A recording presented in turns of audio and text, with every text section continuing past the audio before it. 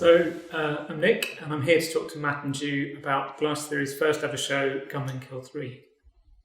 I actually want to start before Gunmen Kill 3 and before Glass Theory. I want you to try and remember the very first conversation that you ever had that prompted you to think, hey, Glass Theory. So we were both working at the Renoir Cinema. G was a cashier and I was on the ticket check. When both films had gone in, you'd have about an hour where all the staff could essentially relax and we'd sit around and chat. And I can remember having conversations there with other people who worked at the Renoir of like, oh, we should do something, we should create a performance or do a club night. We had a really diverse set of friends who were quite up for doing odd things, going to odd places. And it didn't seem weird at the time to jump up on the sofa after supper and be reciting stuff. The first thing I can remember is finding this article in The Guardian called Gunmen Kill 3 at Mobile Shop. And it described the events around this killing in a very particular way that I felt would be a really strong start for a piece of performance.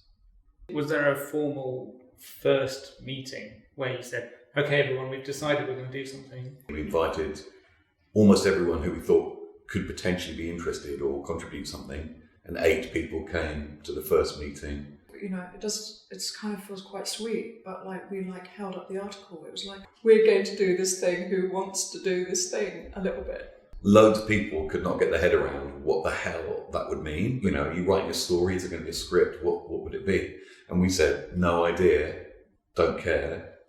And then we started meeting there, and it was basically whoever turned up, and that 8 became 4 or 5 quite quickly. And yeah, we would just mess around in this room, doing lots of physical work, playing around with sort of choreographic stuff, talking about ideas, looking at the article, breaking it down. You know, we weren't rehearsing this show again and again and again to get it slicker and slicker. We really took the sort of point of view that we'd create a template for something that's about to happen, but only when the audience arrive can you even begin to sort of do it for real. We made every ticket by hand.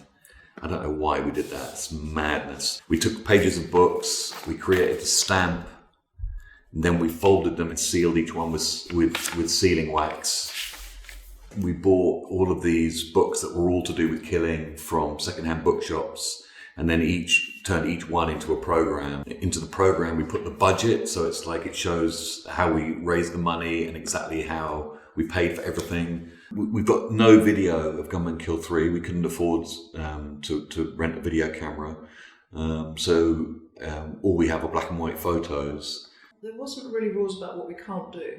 At meetings, we would minute everything. When we had ideas, we would write them down onto a file card. And that could be a gesture or a move, or it could be something much more extensive than that. We knew that we needed to record stuff. We needed to kind of almost have a paper trail. If we couldn't explain it to each other, if we couldn't go, oh, it's this, then it would be chaos. When we got maybe 8 weeks away from the show, we were like, okay, now we have to structure it. And we literally put them all on the floor, and we picked up the ones that we liked, and we took them and put them into a line. And we were like, well, that would come early and that would come late. And here's something that you do 3 times. And, you know, it was like a very collage style process.